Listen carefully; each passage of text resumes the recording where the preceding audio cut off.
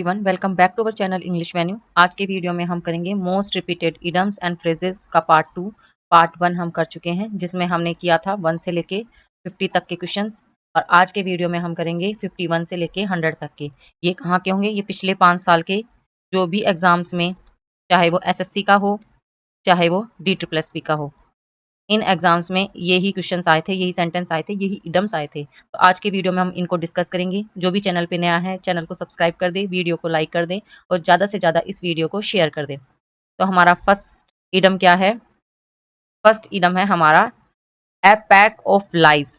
A pack of lies का मतलब होता है a string of falsehood and mistruth. इसका मतलब दुनिया भर का झूठ।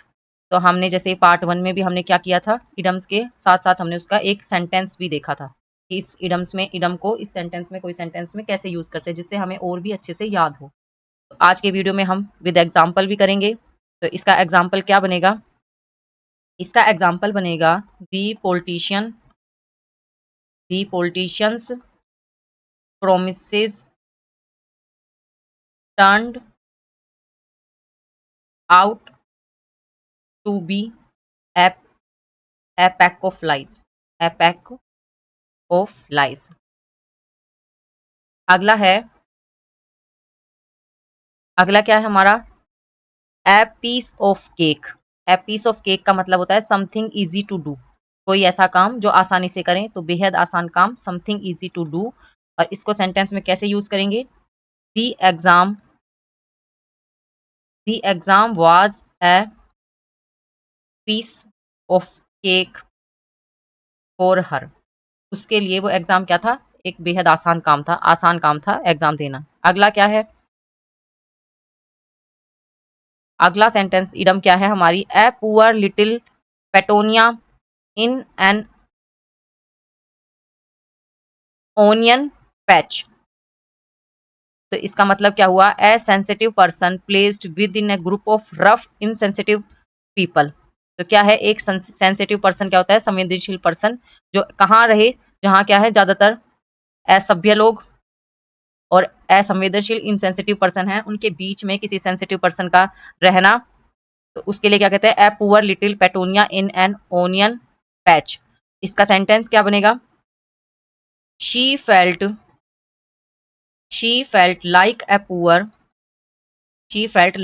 poor little petunia in an onion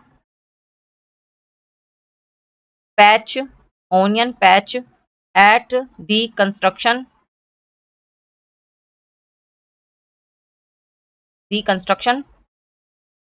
site। Construction site पे वो अपने आप को क्या किया? उसने अपने आप को सेंसिटिव पर्सन फील किया। नेक्स्ट क्या है? नेक्स्ट इडम है हमारी एट लार्ज। एट लार्ज का मतलब होता है, एट लार्ज का मतलब क्या होता है? एब्सकॉन्डिंग, और इसका मतलब फरार होना, एट लार्ज। सेंटेंस बनेगा इसका, इसका एग्जांपल क्या बनेगा? दी क्रिमिनल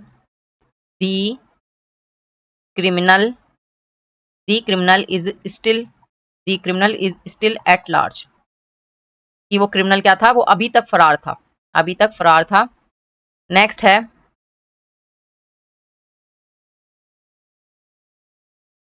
क्या है? ए real डायनोमा।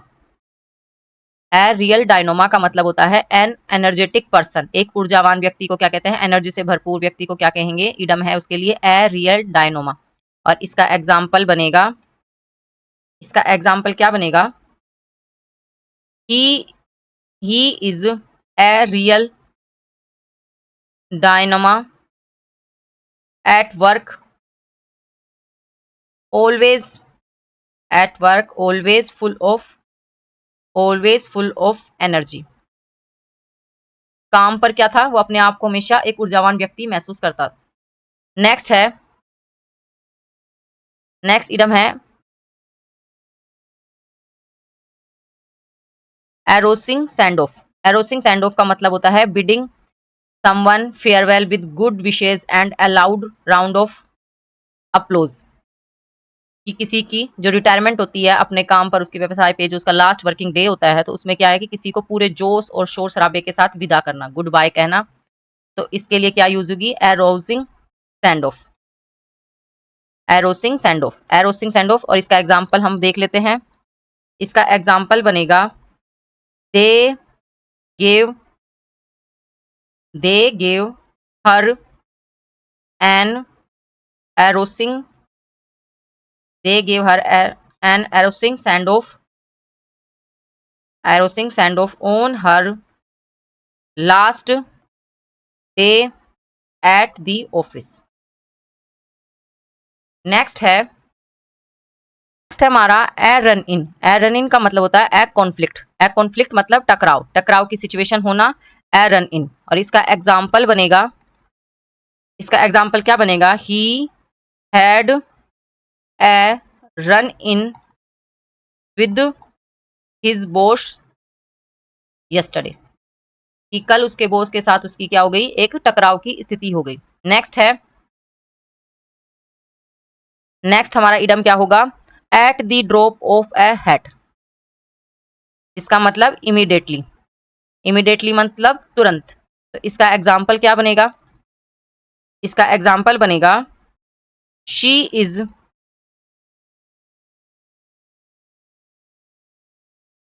Is ready, ready to travel, she is ready to travel at the drop, at the drop of a hat। Next है ए शार्प टंग। शार्प टंग का मतलब तीखी जुबान होना, a tongue that makes hurtful sarcasting cutting remarks. और इसके लिए क्या होगा? इसका एग्जाम्पल बनेगा,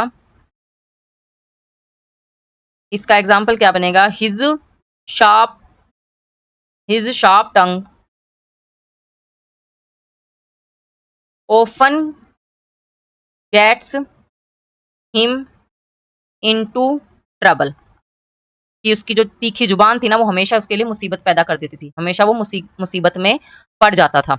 नेक्स्ट है 60 नंबर का idiom a slap in the face. इसका मतलब होता है an unexpected undeserved act of disloyalty, का मतलब विश्वासघात का आश्चर्यजनक कृत्य। इसका सेंटेंस क्या बनेगा? बीइंग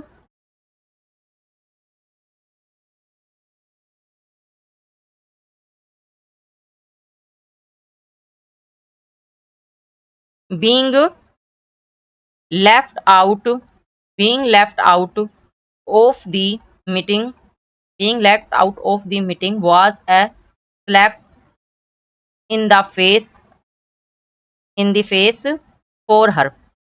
उसके लिए क्या था? मीटिंग से बाहर रखना ही उसके लिए क्या हो गया? A slap in the face, उसके मुंह पर ही उसके साथ चीटिंग कर दी। नेक्स्ट है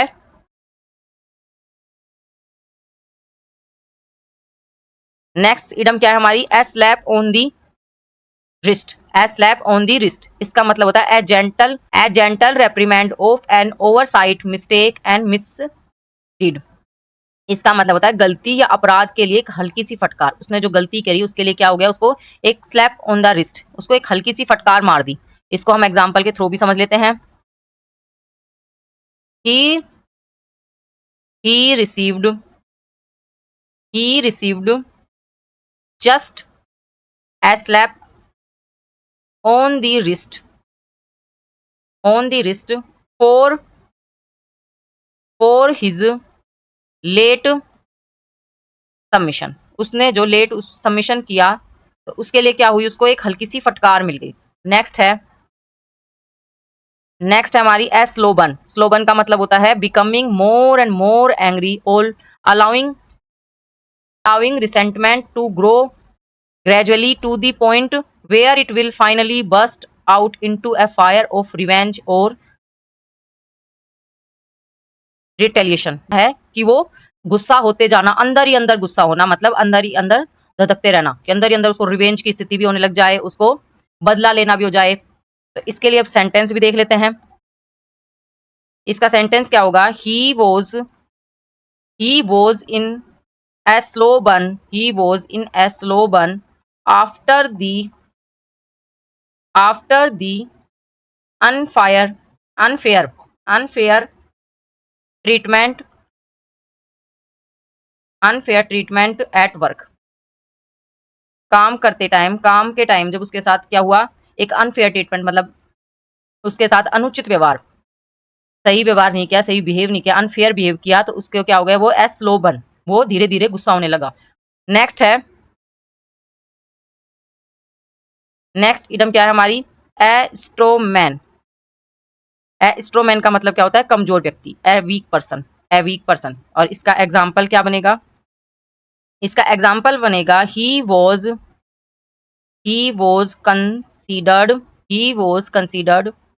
a straw man in the debate. उस डिबेट में वो क्या हो गया, अब उसको क्या माना गया, एक कमजोर व्यक्ति माना गया। नेक्स्ट है, नेक्स्ट इडम क्या है हमारी, a storm in a tea cup, मतलब बात का बतंगड़ बनाना। When people make a big fuss about nothing, कि कुछ भी नहीं होना और उस बात का जबरदस्ती का बतंगड़ बनाना। इसको एग्जाम्पल से देख लेते हैं। The argument the argument the budget over the budget was just a storm in a teacup। In A teacup मतलब बजट पर बहस सिर्फ क्या थी, एक बात का बतंगड़ बनाना था। नेक्स्ट है, नेक्स्ट इडम है हमारी a subtle hint. A subtle hint का मतलब होता है हल्का सा इशारा, ununderstanded suggestion to tell something indirectly, किसी को हल्का सा इशारा ही देना, तो उसके लिए क्या यूज करेंगे, ए सब्टल हिंट। और इसका एग्जाम्पल होगा, इसका एग्जाम्पल क्या होगा, she gave him a subtle hint about her birthday, about her birthday. उसने अपने बर्थडे के बारे में क्या दिया, एक हल्का सा इशारा दे दिया। नेक्स्ट है, नेक्स्ट क्या है, at toss up. At toss up का मतलब होता है इवन चांस 50-50, कोई बराबर की संभावना होना। इसके लिए क्या आइटम है, एट टोस अप। और इसका एग्जाम्पल क्या बनेगा, इसका एग्जाम्पल बनेगा it is at toss up,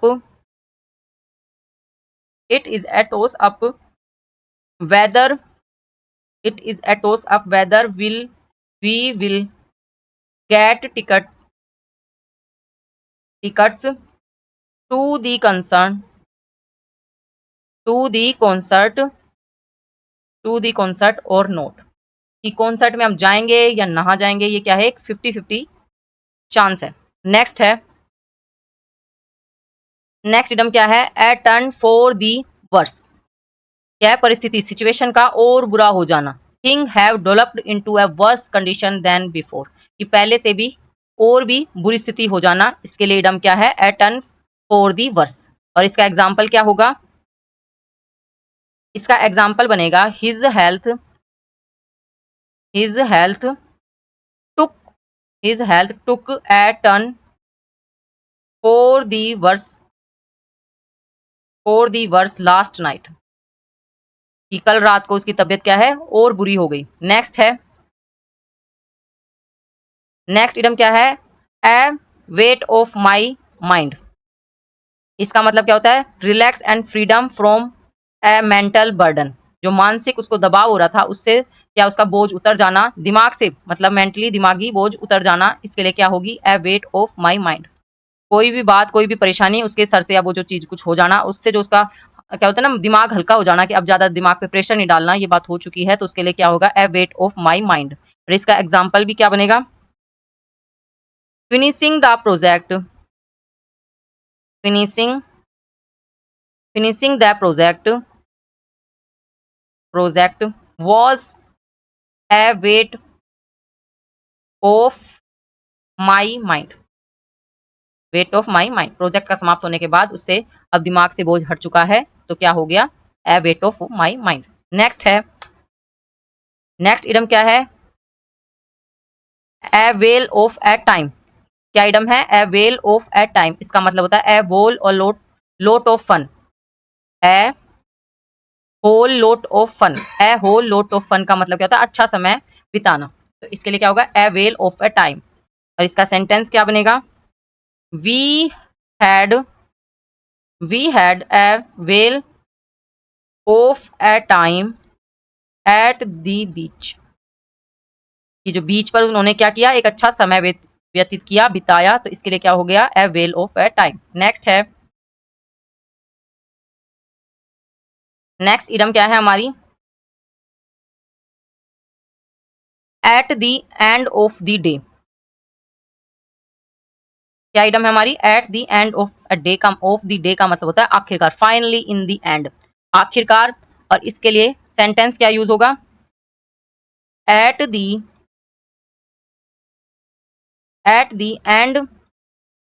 and of the day, at the end of the day what matter, what matters most is family, is family. इसका मतलब है कि आखिरकार, एट द एंड सबसे इंपॉर्टेंट क्या है, फैमिली। क्या है, फैमिली, परिवार ही सबसे इंपॉर्टेंट होता है। तो at the end of the day what matters most is family, आखिरकार।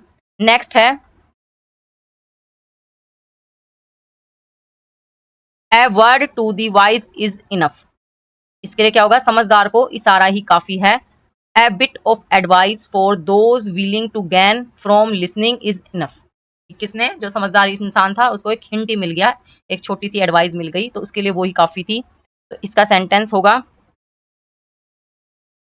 इसका सेंटेंस क्या होगा, when she warned him about, him about the traffic,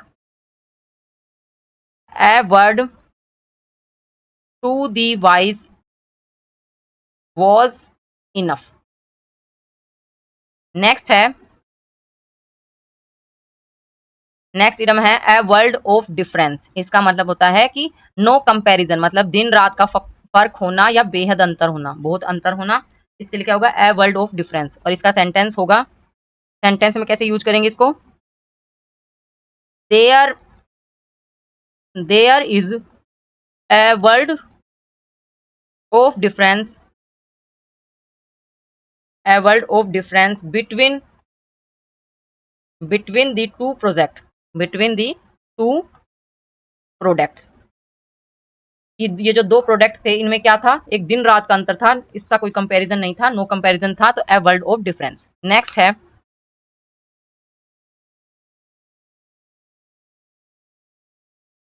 next idiom क्या है, अबेंडन ऑल होप्स। अबेंडन का मतलब तो आपको पता है, त्याग, त्यागना। ऑल होप्स मतलब सारी उम्मीद छोड़ना। Give up your last hope of getting what you want. जो तुम चाहते थे, वो तुम्हारी जो लास्ट उम्मीद थी, वो भी आप तुमने गिव अप कर दी। तो इसके लिए अबेंडन ऑल होप्स। और इसका सेंटेंस क्या होगा कि after the final exam, after the final exam he abandoned, he abandoned all hopes, all hope of passing the course। Last exam के बाद उसने सारी उम्मीद छोड़ दी ये कोर्स पास करने की। नेक्स्ट है, नेक्स्ट क्या है हमारी, नेक्स्ट इडम है अबेंडनशिप। अबेंडनशिप का मतलब होता है किसी ऐसे काम या व्यवसाय को छोड़ना जिसमें आपको सफलता, अचीवमेंट की कोई उम्मीद ना हो, सक्सेसफुल होने की कोई उम्मीद ना हो, तो उसको छोड़ना। और इसका सेंटेंस भी क्या बनता है, and the company started falling, failing many employees decided to abandon ship. कि जब वो कंपनी क्या है अब डूबने लगी, तो कई एम्प्लॉयज ने क्या किया, कंपनी को छोड़ना, छोड़ने का फैसला किया। तो इसके लिए क्या यूज हुई, अबेंडन शिप। नेक्स्ट है,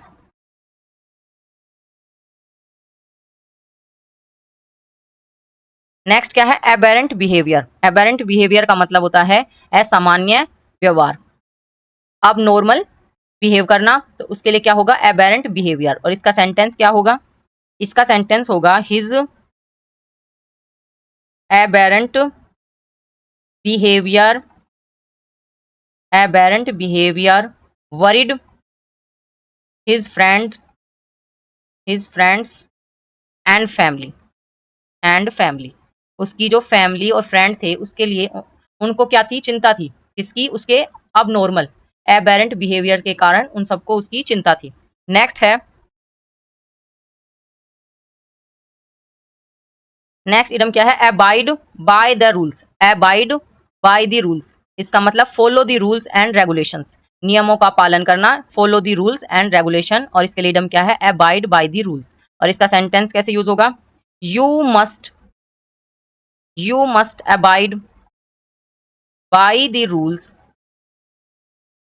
to stay in the game, to stay in the game. Next है,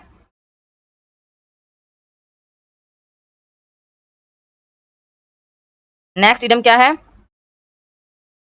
abject, abject disappear. Abject disappear का मतलब था total and utter hopelessness that could not be worse, कि पूर्ण निराशा, वो पूरी तरीके से निराश हो गया, एब्जेक्ट डिसअपियर। और इसका सेंटेंस में कैसे यूज होगा, after losing, after losing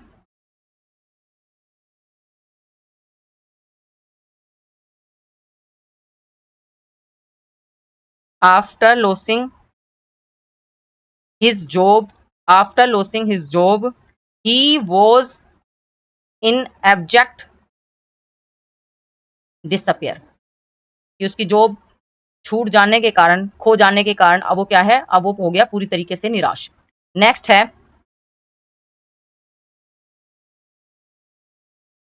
next idiom क्या है हमारी, able and ready, able and ready. Able and ready का मतलब क्या होता है, स्वस्थ और तैयार रहना, healthy and capable and prepared for action. और इसका सेंटेंस में कैसे यूज होगा, the team, the team is able, able and ready, the team is able and ready for the match, for the match. कि उनकी जो टीम थी ना, ये टीम थी वो अब क्या थी, तैयार थी एकदम, किसके लिए, मैच खेलने के लिए। अगला है, अगली इडम क्या है, able and bodied. Able and bodied का मतलब होता है strong, vigorous and healthy in body. तो इसका मतलब क्या होता है, स्वस्थ। एबल एंड बॉडीड का मतलब आप देख लें, इसका मतलब होता है हेल्दी, शॉर्ट एंड स्वीट में इसका मतलब होता है। और इसका सेंटेंस क्या होगा, इसका सेंटेंस बनेगा, the fire fighter, the fire fighter was an able bodied man. ये थे अग्निशामक, जो अग्नि आग बुझाने वाला जो पर्सन थे वो क्या थे, अब मजबूत और स्वस्थ व्यक्ति था। जो आग बुझाने वाला था वो क्या था, मजबूत और स्वस्थ, हेल्दी था वो। नेक्स्ट है, नेक्स्ट क्या है, एबोमिनेबल बिहेवियर। इसका मतलब होता है highly obsessive, despicable, repulsive, repulsive, immoral actions और डीड्स, मतलब एक घृणित व्यवहार। और इसका सेंटेंस क्या बनेगा, इसका सेंटेंस बनेगा, his abominable behaviour shocked everyone. सब क्या शोक हो गए उसके एबोमिनेबल बिहेवियर, जो उसका नेगेटिव बिहेवियर था, तो उससे सब शोक हो गए। तो आज के लिए माय डियर स्टूडेंट इतना ही, इतने इडम्स आज के लिए हम काफ़ी होंगे, क्योंकि आज की कुछ इडम्स कठिन थे, हार्ड थे। तो आज के वीडियो को आपको पूरा फिर से देखना है। आज के लिए इतना ही, मिलते हैं आपसे नेक्स्ट वीडियो में। तब तक के लिए like, share and subscribe my channel English venue.